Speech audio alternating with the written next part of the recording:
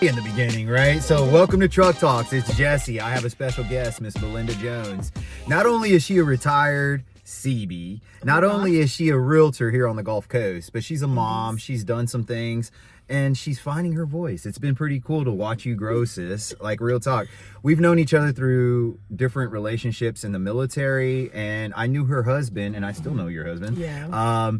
For what, 14, 15 years Yeah, now? it's been about 15 years. So that's a soft introduction, but let me tell you about something about Belinda. She has a heart of gold. She's just exterior, like, rough. it's rough. But I'll let her introduce herself. Belinda, give us a quick intro. It doesn't have to be the typical 5 minute. Just, how's everything going, man?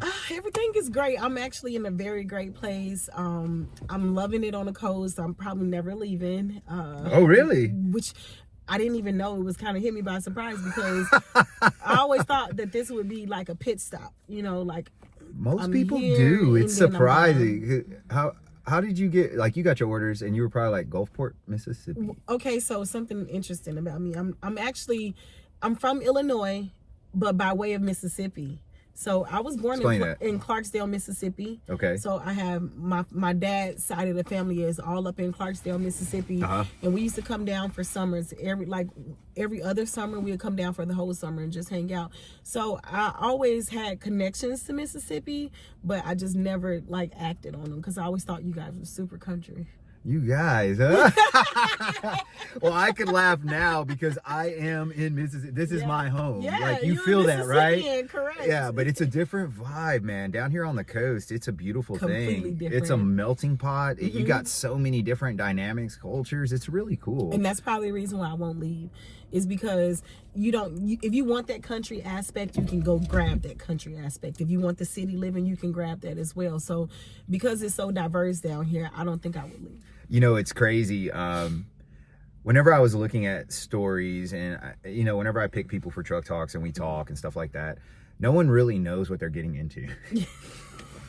Yeah. Because, real talk, why did you name it Truck Talks, Jesse? Exactly. It feels like... are you talking about trucks? What the hell, right? But the idea is it's a truck cabin, guys. And the noise reduction just makes it easy. It's an easy maneuver piece. But for you, let's talk about your transitions, because that's where I'm getting at, right? Okay, let's talk about it. So, you went from the military. How many years did you serve? 21. 21 years. 21 years. And during those 21 years... what was the culture dynamic then in your head, how you operated versus now? Okay, so in the beginning, I felt like, again, the military was going to be a truck stop, like a pit stop, like of me getting to my bigger dreams. Yeah, most of us do. We one enlistment. Yeah, one enlistment. I actually gave myself 2. I was very like...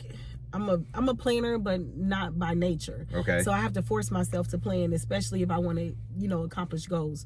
So I told myself, like, the first enlistment, I wanted to kind of fill it out, see what it's about. Right. The second enlistment, I wanted to prepare myself to move on to the next venture in life.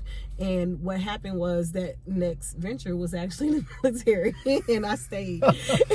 Man, now it was not without a headache. Yeah, well, you should know.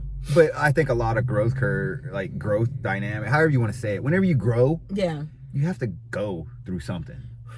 Yeah, you got to go through something to Now, I seen that transition point as you exited the military and jumped into real estate. It was kind of like an unsure footing because, again, whenever we get out of the military, we're so locked into military. Like, it's hard to, most people explain it this way. Whenever you go to get an interview, they ask about your military experience. That's easy. It is, but it isn't, because even in the military, your background can be so broad. Like, you could have been with the Marines, you could have done special duty, you could have done so many things. Like, I was only a builder in my 21 years for 10 years.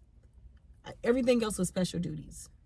And I think that's a way, like, and I'm very faith driven. I lean into God, but I think that's a way that we also learn that we start compounding skill sets. Yeah, 100% compounded. And because you don't know what you have available until it's available.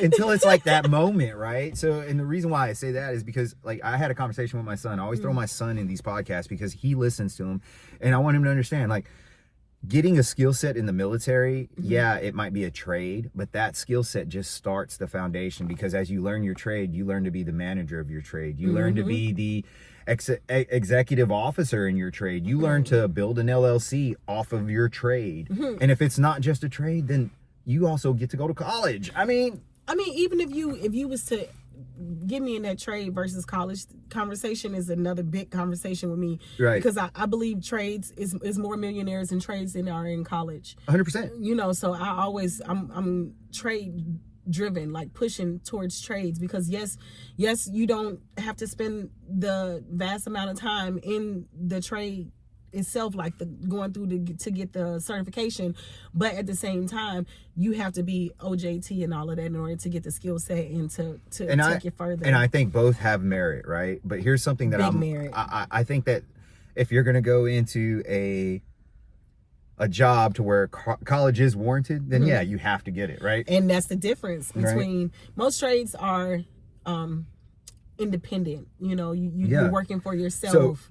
So now that you started working for yourself, yeah. Like, let's talk about that, man, because that real estate game, a lot of people see, and they see these huge numbers and they see these posts closing out, and they think that everything is like, oh man, you're doing amazing. Or it's super easy. It's super easy, right? But on the flip side of that, you've gone through some emotional roller coasters.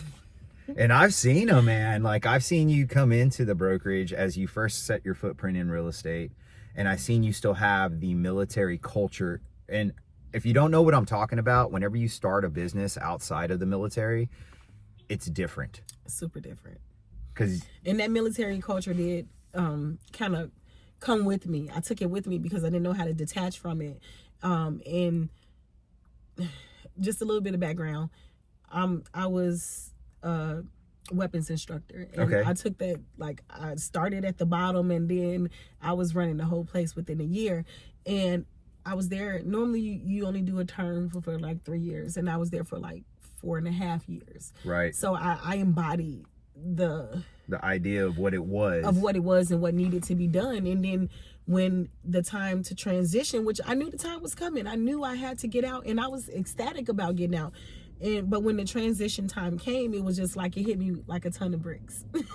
So that happens a lot, right? And it's not necessarily military people. So I've talked to a couple of firefighters that felt that. I've talked to a couple of cops, you know, people that have that structured mentality of you're servitude, right? You're serving someone else. And whenever you get that pocket of how you do business, it's hard to change some of the culture that's ingrained. So for you being a weapons instructor, I know personally, like, I wasn't the easiest to manage on a firing range. Yeah, you have to do what you're supposed to do. Right.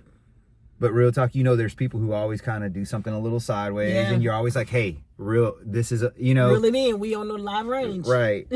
And then that goes and flows into real estate whenever you're holding the hands of people who are, but you can't be that.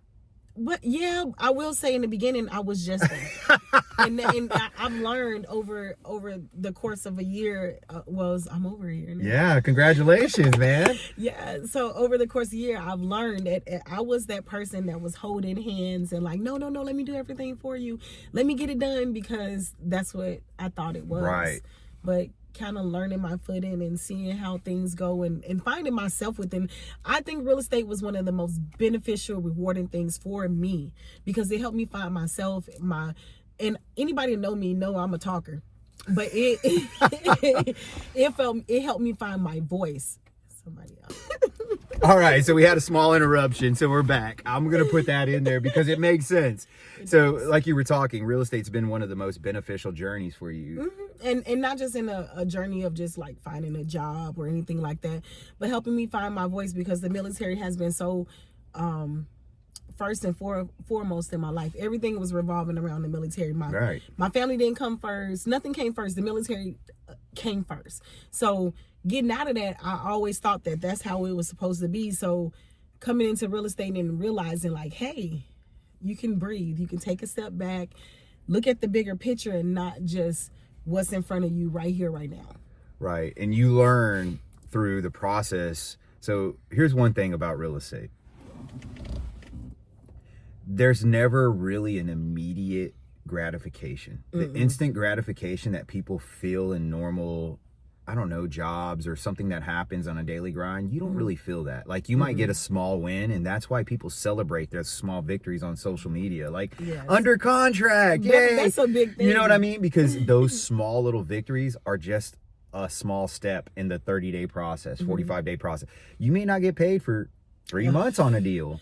Probably longer than that sometimes. And if you're building a new construction home with the client, and then you navigate some of their emotions, you navigate some of the things.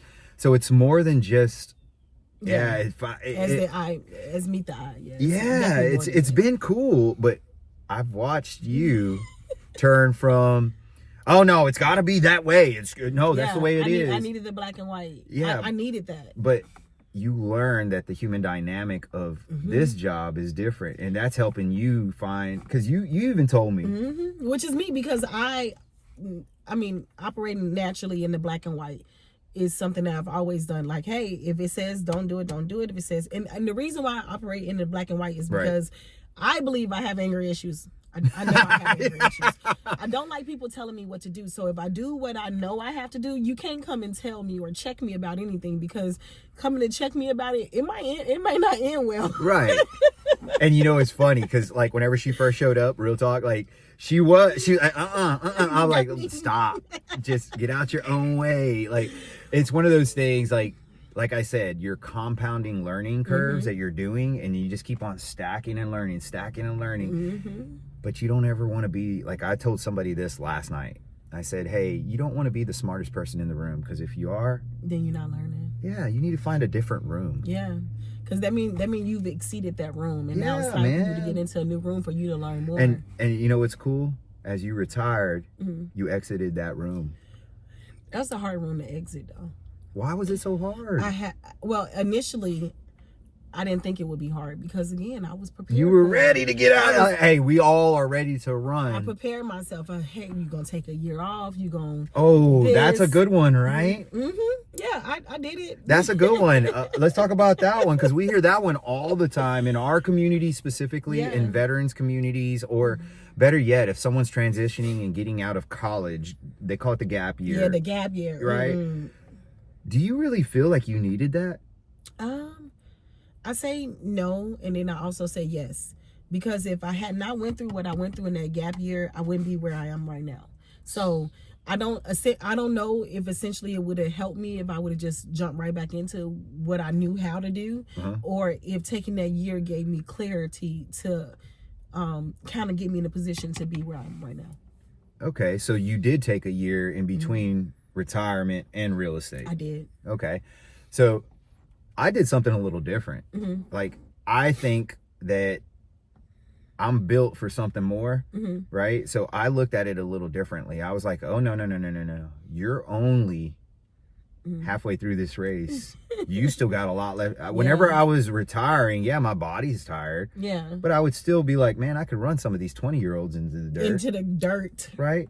So that was like, that's a catalyst for me to think, like, oh, I still got a good 50 years left. Like, my goal is another 50. Let's go. Right? But that gap year idea and that mentality, it slows the process of you being able to manage things that come fast. And some people fall into those dark spaces, man. And I know I've done it. I know. Interruption number 3. But like we were saying, like, that gap year does something different. And if you end up in a dark space, it's not that you needed to go through it, but a lot of us find ourselves to where we're like, what else do we do? Right. And it's such it really is a common conversation amongst most veterans. Like, hey, I want to take a year off, or I want to take a couple months and recoup my brain. Actually, I had someone tell me that, like, if you can do it. And I'm like, I can. So let me try it. But that solitude, because you're not used to it, was the leading factor for me. I felt like led to my depression and anxiety. I was drinking a lot, and that's the thing. It was so much that was going on at that time, because, like, you get out the military, and the military puts you, they geek you up to be this person, you know, and then I feel like it's like the rise before the fall. So you rose to this great place, and you end up and I could speak to this too, like you end up ranking through the military, and as you rank, you get more clout, and as you get more clout, you become more egotistical. And that's something that, if you're not careful, it does become something to where your mental clarity, your mental faculties, and as you get out of the military, you don't even see yourself as egotistical. That's the thing. You see yourself as getting the job done, showing up, being where you're supposed to be. And people promote it. And that's the best part, right? Like, because you need to have that. I'm sorry, but in the military, you have to have these characteristics. You know what I mean? In order to be successful, you have to have those characteristics. And I agree with that. I agree with that 100%. Because, I mean, I didn't have an easy walk in the military, and not because I didn't know what I was doing, or not because that. It's because my mouth. Like, I didn't give one flying floop. I didn't care who you were. Yeah. If I felt like you could say something to me, I felt very well justified to say something to you, and it's probably worse than what you said to me initially. So a lot of my downfall in the military, I wouldn't even call it downfall, I call it learning curves. A lot of my learning curves in the military had to come from within and not from what everybody else was trying to show. There's something that was kind of deep to me, and it was profound to me the other day, and I was just reading, and somebody had written this article, and it was talking about profound loss, right? And as we grow older, we're trying to fill gaps of things we had as voids as children, right? And authority for me was a thing that I never really had, right? Right. And then in the military, I learned to use authority appropriately, but I never abused it. At least I don't think so, right? At the end of the day, whenever you look back on your timeline, it's one of those things that, like, if there was a void, the military kind of filled it. Oh, yeah, definitely. You know, and I'm not talking about like, oh, I never had family and things. Yeah, I'm talking about like, all right, a simple fix. Black and white documents will tell you yes or no. But if you're working, you know, yeah, there's yes and no in real estate, but you're still dealing with something completely different. You're dealing with a financial dynamic and an emotional run that's completely different. Imagine if I would have told you as an E6, you can have a $50,000 bonus if you complete this job tomorrow. It'd be done. You see what I'm saying? You would have broke your back because the financial, the game would have been, and that's how now you're moving different, because you're looking at it like, oh, I can help this person do that. I seen you do it. Like, oh, let me help you do this. Yeah, absolutely. Helping people has been something different for you. I love it. Well, for me, I've always been a giver. I've always been, servitude has always been my calling. I don't always know how to navigate within servitude, but it's always been something that I just do without even thinking. So giving back to others is not something that's foreign to you. You just don't have the outlet sometimes. 100%. And y'all hear that? That's what I'm talking about. If you can find a network opportunity with Belinda, right? And she has the heart to give, and she has a network that's deep. You can have a bunch of players in your pocket that can help you out and do some things. If you're looking to grow financially and build a real estate footprint, she's got you covered. So, and we all know, like, the past doesn't make us who we are in the future. And I can speak to this because I've had plenty of mistakes, right? Like, I'm not no Boy Scout. People who know me, right? And if you know me, they know her, right? You know. Right? But at the end of the day, whenever you put down some of those facades, and I think whenever you mature. Maturity. I think that's the key word right there, maturity. Because I'm going to tell you, I'm 42 right now. And well, you're just giving all the keys to the castle. Well, because I think people should be okay with their age, because I'm okay with my age now because my age brings wisdom. You know? So I didn't get to the 42 years of living without learning something, and my knowledge I can pass on. So I'm okay with saying I'm 42. 5 years ago, I'd be like, I'm 20 plus. No, ain't no 20 plus. I'm 42, and I stand in my 42 because I'm wise at 42. Okay. Not saying that I can't learn. Not saying that it's not more for me to learn. It's just that I've learned. Period. Okay. So, yeah. With that being said, 42 years of living, and I've grown so much in these last 2 years. Oh man, it's been amazing to watch you too, man. So much, not just with the job outlet, but my mental capacity and how to control situations and how not to control situations. And just let them be. And know that that's not your job to control every situation. Because I was taught that that's what you do. You mitigate. Because that's that mom in you. Mm-hmm. Yeah. Oh man, I get called that so freaking That's that much. Mom in you. Yeah, but I don't know if it's the mom in me. It's the motherly instinct to be able that. to be able to capture someone who's falling, to be able to look out. That's not just human dynamic. That's that motherly instinct, right? So okay, I can accept that. At first, that's one thing that's hard for me to accept, the motherly instinct, because I don't know. I didn't grow up with a mother. Okay. I didn't meet my mom until I was later on in life. Like, I met her, of course she had me, but she left me when I was way young. And I was raised by my dad. And there's that void. Yeah. You remember I said we fill voids? I literally read that it's funny that it came to full circle on that. Yeah. Right, but oh man, that was cool. So I always like to ask this on the podcast. Oh wow. Go ahead. So the freaking a problem with authority became because my dad was so strict on me, and I didn't like the fact that he was so strict on me. So now my issue with authority kind of came from that. You having full epiphanies today. But I'll tell you this, man. Like, if you could look back 20 years ago, talk to Belinda and whisper in her ear. Not so much that you want to change events, but maybe you could have spoken something that would have leveled your heart to where you move differently. Yeah. What would you have told her, man? Everybody's not your enemy. Oh, so you were carrying that then. I was. I carry that a lot, because when people show me who they are, I took it personally. Like, hey, if I did everything for you, right? Yeah. Everything. Yeah. Because we came to agreement, we gonna do this, we gonna this is what you need, and then you decide, you was on my list. You know what though? It's funny that you say that, because there's a lot of times, and it doesn't matter what you do in life. You could be a dang trash man. Yeah. You could be a doctor, a neurosurgeon, whatever it is. Whenever you're giving 100% to whatever that other person needs, and they don't reciprocate it, you're wondering why you're giving 100%. Exactly. And that was my life. My life was given, and when I needed to receive, it was no one around to give. And then I realized to myself, like, you're giving the wrong things to the wrong people. Oh, so choosing your people. Yeah, choosing your people and choosing yourself. I can't keep helping people if I don't help myself. So if I said this the other day on my morning truck talk. If you're an abundance factory, right? If all you do is create happiness, you create a vibe, you're constantly pushing it, people are going to take from it, and that's okay.